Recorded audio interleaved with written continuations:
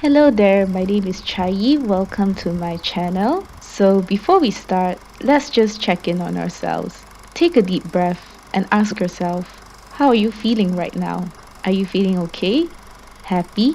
Sad? Or maybe you're like me and you aren't feeling too good right now. If that's the case, I want you to know that everything is going to be okay. And in this video, I'm going to get a bit personal and share a bit about my own family struggles. So hopefully by the end of it, you will feel a bit less alone in your own battles. Couldn't imagine the sadness that happens when you're driving alone. There's nowhere to stop when you're crying. The radio is carrying you home. So my problem started during quarantine. Since I'm living with my family, we're literally stuck together 24/7, and naturally, we also ate all our meals together. But the thing is, my family eats takeout most of the time, mainly because it's convenient and also because they think the food is tastier. Whereas for me, I actually want to eat healthier, and eating takeout 80% of the time just wasn't something that aligned with my goals. So, what I did was that I would usually cook my own lunches while I would have dinners with my family whenever my mom cooked. And I genuinely thought that this was the best way to go about the situation because I felt like I wasn't inconveniencing my family and I got to eat healthy most of the time.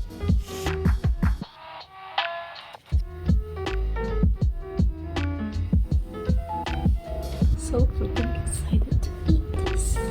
Ooh, let's taste the chicken. Whoa, this actually tastes a bit like fried chicken. I am so amazed. But then I started noticing how often my family commented on how I was picky whenever we talked about food, and the comments just kept getting worse. It gradually got to the point where if I just asked if the food in some restaurant tasted good, they would just dismiss my question and again make a comment on how they thought I was picky and that their answer wouldn't matter. Though I've never directly told them why I was cooking for myself more often, I just felt really misunderstood and attacked. Yet I didn't know what to say to defend myself because we just didn't discuss about any sort of thing in general. But really, the biggest feeling I felt was hurt. I felt judged for the way I chose to live my life, and I felt the disdain in their eyes whenever we talked about food. I felt really sad because it seemed like the people who were supposed to be closest to me were the most critical of me, and it felt like nothing I did could be right. At this point, I really didn't know what to do. Should I just suck it up and ignore the hurtful comments? Or should I talk to them and hope that they would understand? To some, the answer may seem obvious, but it was really hard for me to talk to my family about anything other than the usual small talk.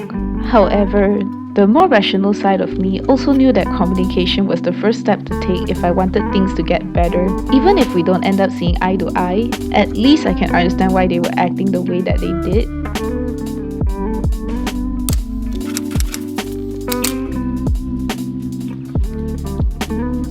So I had the talk the next time my mom again commented that I was picky. We were in the car getting takeout, and the comment honestly just flew out of nowhere.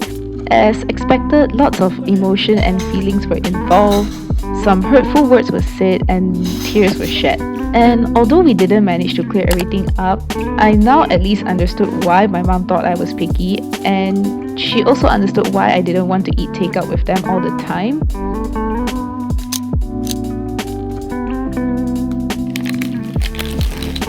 Wow, this crackers so cute one, this crackers. This crackers. Ooh.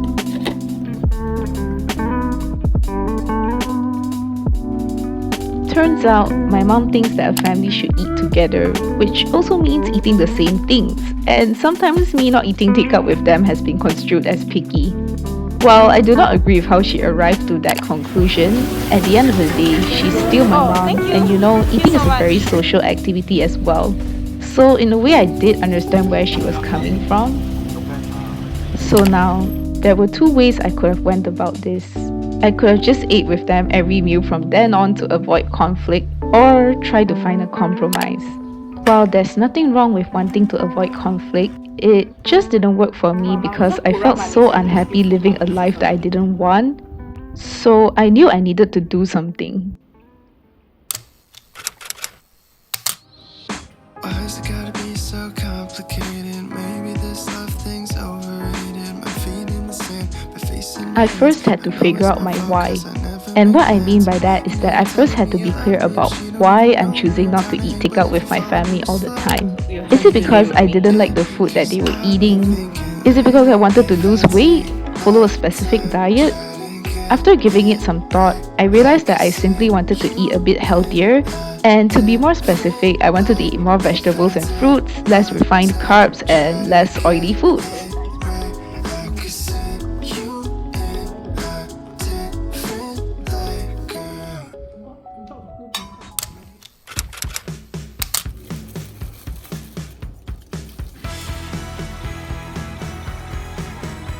So I started ordering food with my family during dinner times, but to eat more vegetables and fruits, I usually requested for extra veggies and less rice, or I just steamed some of my own vegetables for dinner and saved some of my rice for the next day.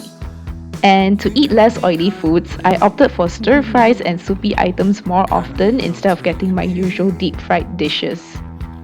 I'll be a story. Trying to think of looking at headlights from inside your window. It's cold in your room.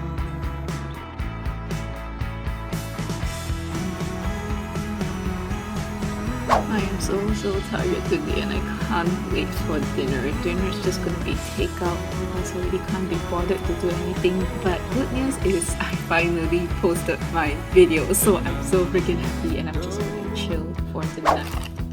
Losing my shadow. And now I'm 20. And as I started implementing these adjustments into my life, I slowly start to realize that maybe making both me and my mom happy doesn't have to be so hard. Because the issue I had wasn't with takeout food itself, but more to do with the meal's composition and how the food is prepared. But that didn't mean I didn't enjoy the occasional pizza night or morning nasi lemak. And just because we had different lifestyle preferences, it doesn't mean our lives had to be mutually exclusive. Can't forget about it. Undone and I can't forget about it. Undone and I can't. It's not bad. Many times we think that our initial plan is the only way to achieve what we want. But in reality, there are probably other ways to achieve our end goals as well, as long as we're willing to be flexible. And sure, maybe we won't reach our goals as fast as we would like, but just because we aren't progressing at the exact pace that we want right now, it doesn't mean that we will never get to where we want to be.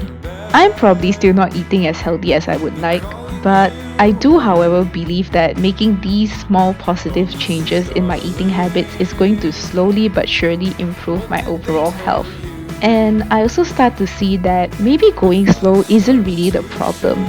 But what might really be a problem is having a all or nothing mindset where I think that if I don't do everything perfectly right now, then nothing is going to matter. But the truth is, every little thing that we do right now for our goals and dreams matters. We just have to be patient and trust the process. So don't let the desire of progress make you lose sight of the other important things in life, like your family, your friends, and your loved ones. I'm very lucky that things kind of worked out for me. Like, things might still not be perfect, but at least no one has outright called me picky since that talk. And I get to eat meals that I really enjoy most of the time. But here's another thing. What if after talking about it, things still don't work out? What if, after pouring your heart out, everyone around you just doesn't understand? Because sometimes there are just too many differences and there's just no way of finding that compromise. And if that's the case, I just want you to know that things will be okay. Even if the people closest to you don't believe in you, I just want you to know that I believe in you. But even more importantly is that you have to believe in yourself. There are going to be paths that we have to walk on our own. and thinks that only we will understand why we want them so much. And I just want you to know that it's perfectly okay that no one understands. Yeah. Because it doesn't make what you yearn for any less valid. Even though it would be nice if our family and friends support whatever we As nice as do, last time. it's even more important that we stay true to ourselves and live the life that we want to live. To never lose sight of our own dreams just to please somebody else, and to know that we can be our own cheerleader and greatest source of strength. Because at the end of the day, we only really have ourselves, and we should live the life that we ourselves will be proud of. So don't let anyone take away your power and those dreams that you have. Because if it's something you believe in, then it's something worth fighting for.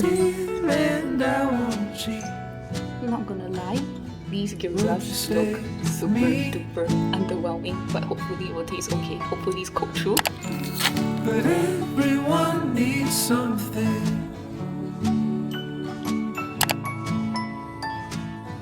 I know that I'm no different. So, this is the end of my story for today. Thank you so much for listening and watching to the end. I really appreciate it, and I hope that this video made you feel at least maybe 1% better. And I'll see you on my next video. Bye!